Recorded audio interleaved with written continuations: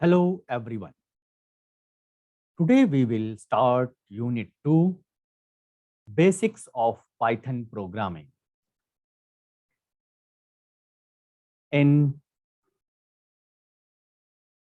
Basics of Python Programming, today we will cover Introduction of Python, what is Python interpreter, and then basic syntax of Python. So let's start. So Python was created by Guido van Rossum and released in 1991. Next point is Python is interpreted object-oriented high-level programming language. So what it means?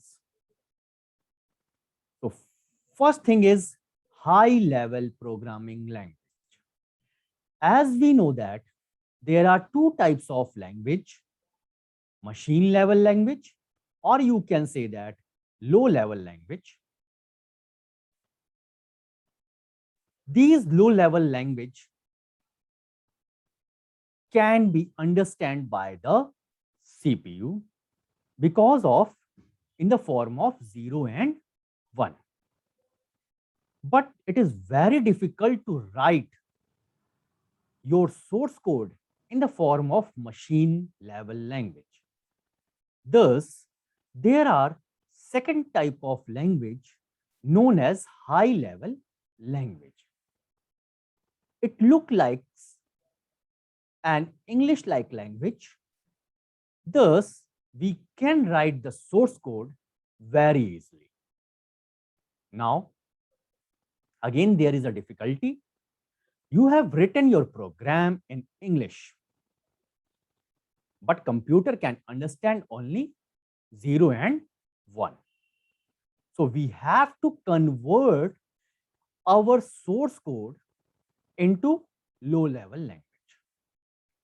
That can be happened with the help of translator. Okay. As the name suggests, translator translates your source code that are written in high level language into machine readable code known as low level language and vice versa. Thus, Python use a translator known as interpreter to convert high level language into low level language. Next most important point is Python is object oriented. So what it means? It means whatever you have written in your source code are in the form of an object. Okay? Not in the form of logic and function. In C or in C++, somehow we are basically focused on function, how to write a function. But in object oriented, we have to be focused on data, which means an object, because in real world, everything is related to an object. And if our program is also related to the object, then your program is more relatable with the real world. So how any language can be in the category of object-oriented programming? For this, the language must follow 4 functionality. These functionality are known as encapsulation, abstraction, inheritance, and polymorphism. These all four concepts are discussed when we covered object-oriented programming language separately. Here I am going to discuss in short. So what is encapsulation? As the name suggests, it encapsulates, it binds two things, data and function together in a single unit. So that property is known as encapsulation, and it can be achieved by creating a class. Okay. Abstraction means we are hiding the implementation detail from the user. We don't need to disclose what we do in particular function. Okay. If any engine works, so we have given only an interface to start the engine with some key. But how the engine starts, the functionality must be hidden from the user. That feature is known as abstraction. Next one is inheritance. It's just like parent-child relationship. As in the real world, this functionality exists. Thus, in object-oriented programming language, inheritance must be possible. Okay, we are acquiring the properties from other to itself, to in other function, to in other object. And the last one is polymorphism, which means poly means many, morphism means form. One interface, many form. For example, if I am an object of a human, human is a class and Himanshu Pathak is an object. So right now I am work like a teacher in front of you, but in home my functionality can be changed as a father, as a husband, or any other form. So again, this type of functionality exists in the world. Thus, polymorphism should support in object-oriented programming. I hope now you have some basic idea what is an object-oriented programming. First thing, everything should be in the form of an object and class, and these language must possesses these four properties. Okay, so Python is interpreted, object-oriented, high-level programming language. Now, features of Python. As it is very easy to learn and use, because if a non-background of programming student also can learn Python. Thus, it is developer friendly. Expressive language, because it is very in the form of readability. Thus, it can be expressive. Again, I already told you that it is an interpreted language. One thing you have to be noticed that in C or C++, there is a translator known as compiler. In compiler, the whole code is converted into machine level language at once if any error does not occur. But in interpreted language, interpreter converts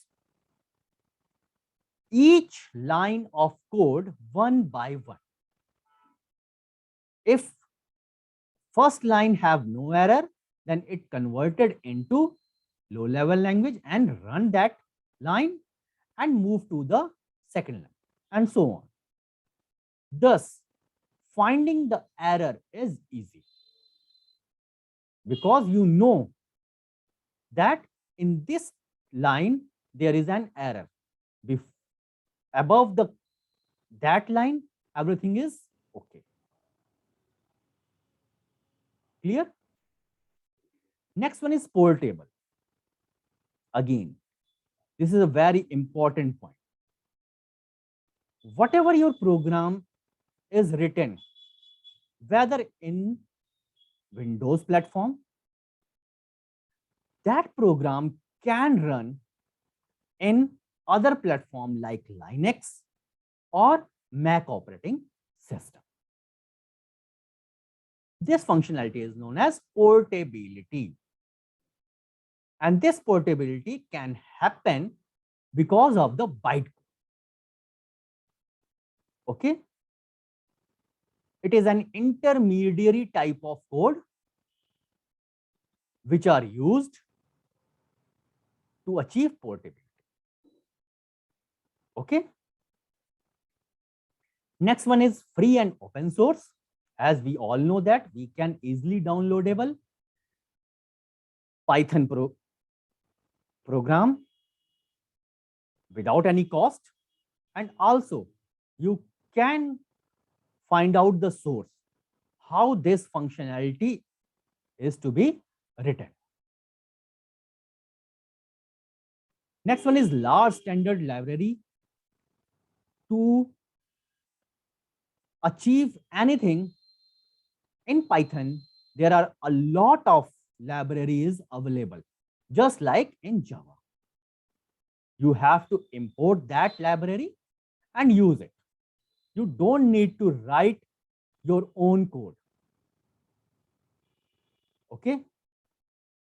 And at last, it supports graphical user interface programming, as there are a lot of modules available like tkinter. You can create your graphics with the help of Python. So these are the features, main basic features. Now, what is Python interpreter? We already discussed. Now, with the help of Python interpreter, how we can run our program? So there are two ways. First one, by using a scripting file.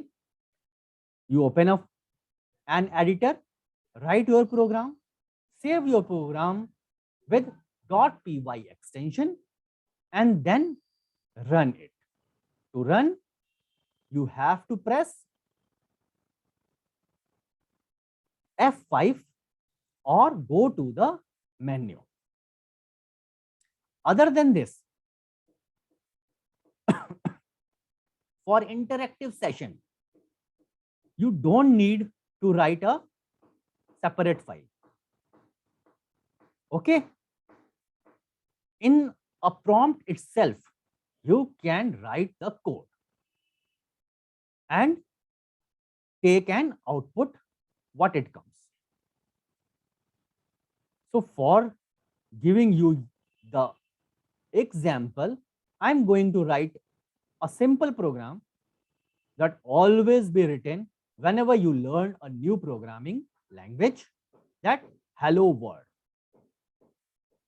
So I will going to show you how it will run in prompt itself, as well as by creating a scripting file. So what is to be done? We have to open a Python. I have already installed in my computer Python 3.6. So search for Python. There you will see that there is an IDLE. IDLE stands for Integrated Development Learning Environment. Just click on it. A dialog box will appear where a command prompt will show with the help of triple angular bracket. Here, you can see that.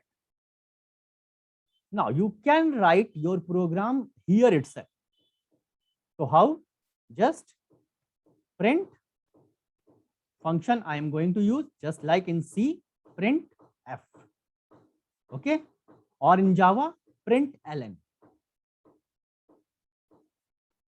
So, we have to pass the message with the help of inverted comma, hello world. That's all. My first program is ready to run. We have to just press enter. So whatever the code is, it will show you the answer.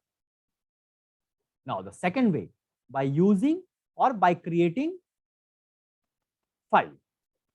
So go to the file menu, click on new file. A new file will be opened. Just write down the syntax or instruction, whatever you want. So for now, we have learned only print hello world.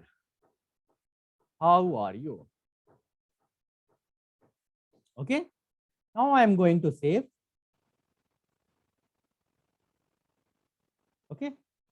him1. Here you can see that my file is saved with extension .py. Now how to run? By using, go to the run menu and then click on run module, or either press F5. So the result will come here on the command prompt. So these are two ways through which you can take help from Python interpreter to run your program. Now move on further.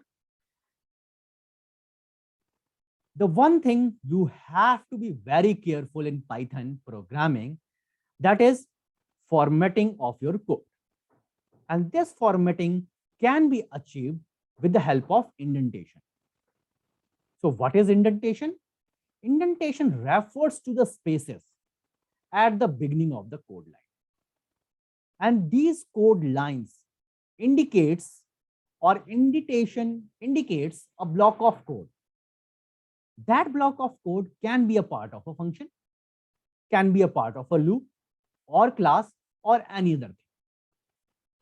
But this should be taken care of. So how? Here you can see that there is a if block, okay, which is very correctly written. How? Because if 5 is greater than 2, colon, then the code of, or a block of if, is written after some giving space.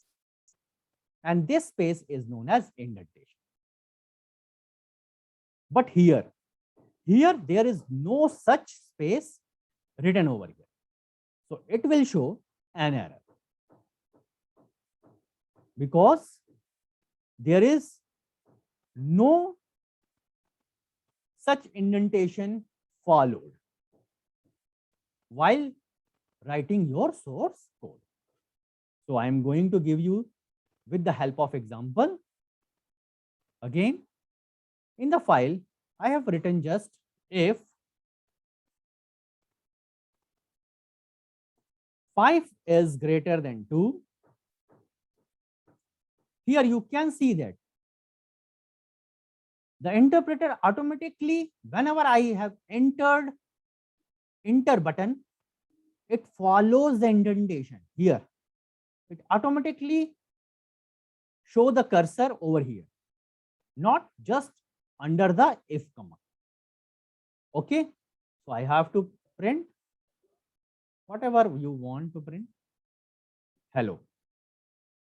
So I am going to run, save this file, going to run that program. You will show the program will run successfully. Now, I am going to forget to follow the indentation part. Okay. Now check what will happen. I'm going to save that file. Again, going to run the module. Here you can see that a syntax error.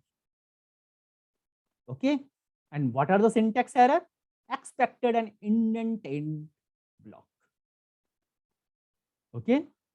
So whenever we overrule that error, again save it and run it, my error will be fine.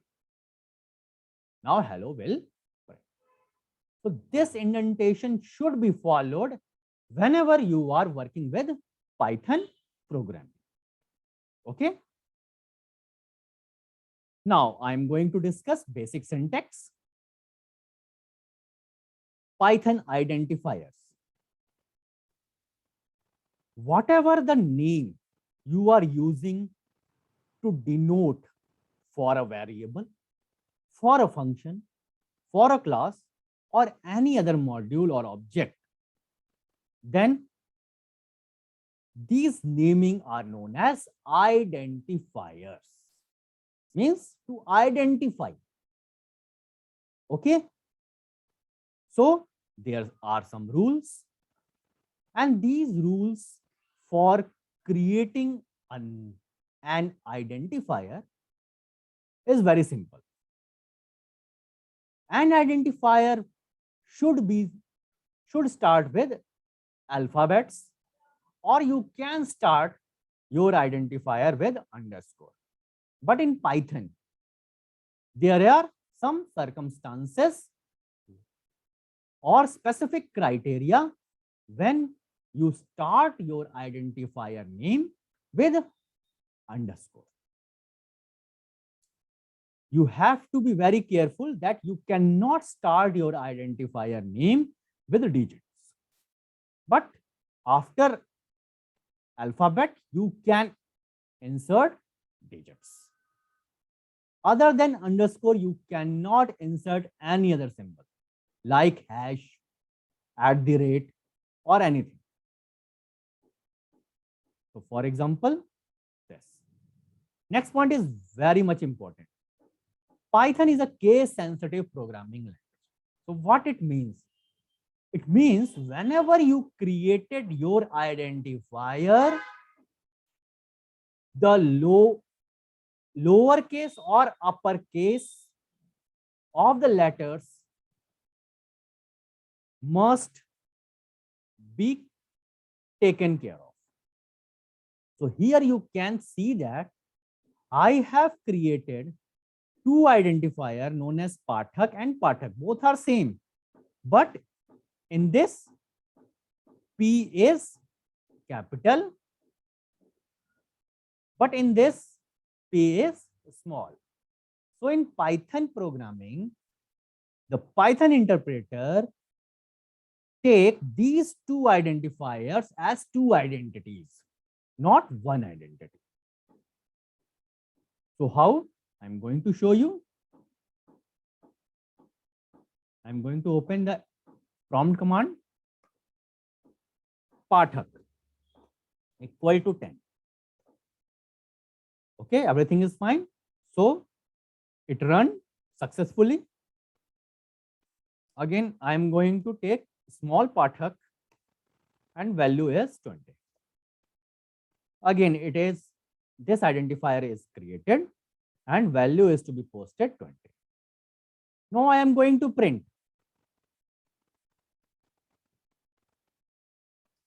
capital Pathak. What will happen? It will show the value 10. Why? Because we are taken care, we are asking the value of this identifier, not this small p. If again I am going to print Pathak, but starting with smaller letter of p, then 20 will be printed. So I think it is very clear to you.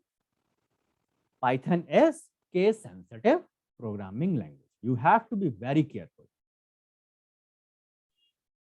Now, reserved word. Whatever the keywords used in Python are known as reserved word. And these reserved word, as the name suggests, cannot be used as variable name or constant name or any other identifier. Clear? There are 33 keywords available in Python for different purposes in Python. Okay? To show what are these can be help. These can be shown with the help of typing help and in bracket keywords. Reserved word also are case sensitive and must be used exactly as shown. Most of them are in all are in small case, but some are in capital letter. Like a Boolean value true. In true, T is capital. You have to be very careful about that. Okay. So I'm going to show you what are these keywords. So I have to type help, and in bracket we have to pass on a value argument known as keyword, and I'm going to type. You can see that these are the available keywords in Python, and here you can see that true, in true T are in capital letter, false F are in capital letter, but all other are small letter. So you cannot use these keywords as variable. I am going to show you. Now, if, okay, if is used for conditional statement. But now I am going to define a variable with the help of if name. So what will happen? If is equal to 20. Here you can see that a syntax error. Okay? Clear? Now,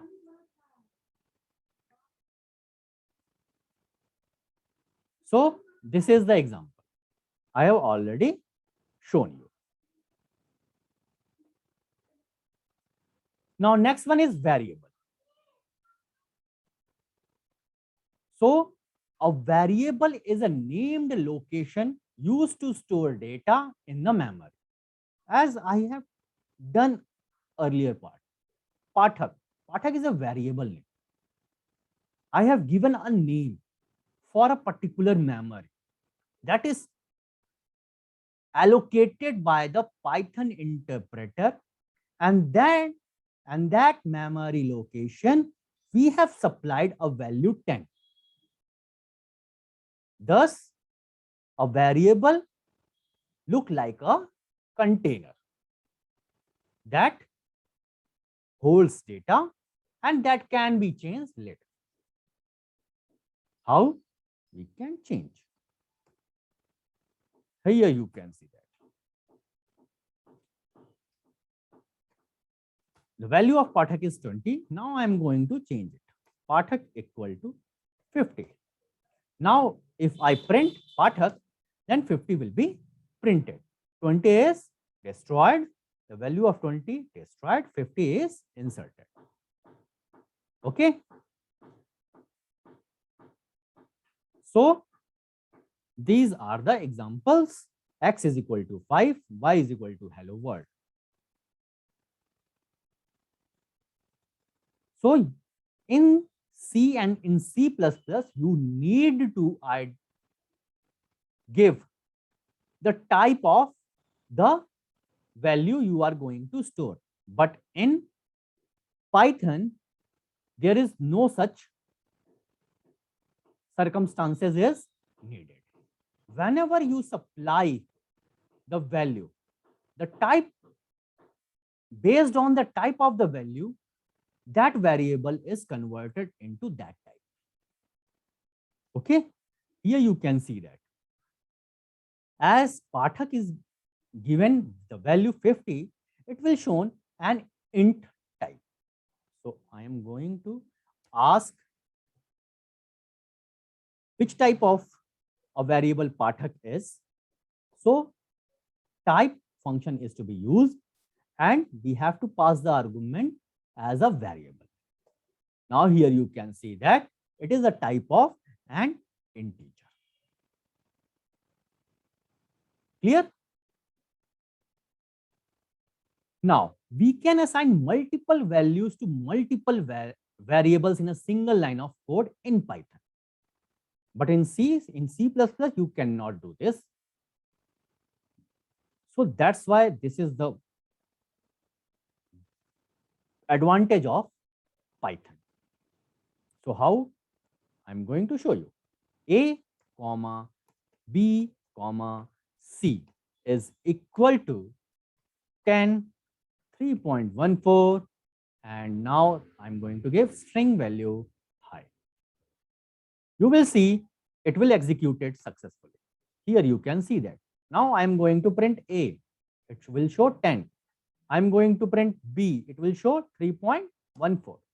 I'm going to print C. It will show high. So that can be possible by using single line command. Next important point is that if we want to assign the same value to multiple variables, that is also possible. How? By writing this type of command, this type of instruction. X is equal to Y is equal to Z is equal to 20. X is equal to Y is equal to Z is equal to 100. If I'm going to print X, again, this value X stored the value of 100. Y is also stored 100 and Z is also 100. And this three things can be achieved in Python in a single line. Okay. Now, constants. Constants are the variables for which you cannot change the value when you have given the value at once. Clear? In variable, you can change the value of the variable whenever you have needed, but you can't change the value of the constant throughout the execution of the program. Okay. In other language like C or C++, with the help of hash define, you can create a constant in C program. But unfortunately, Python does not support constant. You cannot create constant in Python, but conventionally, but not by rule. Python uses a variable whose name contains all capital letters to define a constant. Just like here, pi is equal to 3.4. Okay. But it is for programmer. It is not actually happening. But somehow constant can be achieved in Python. But it is out of syllabus for the 11th standard. So I'm not going to discuss it. For now, you have to know that Python does not support constant. Next one is comment. Commenting is very necessary in programming. Why?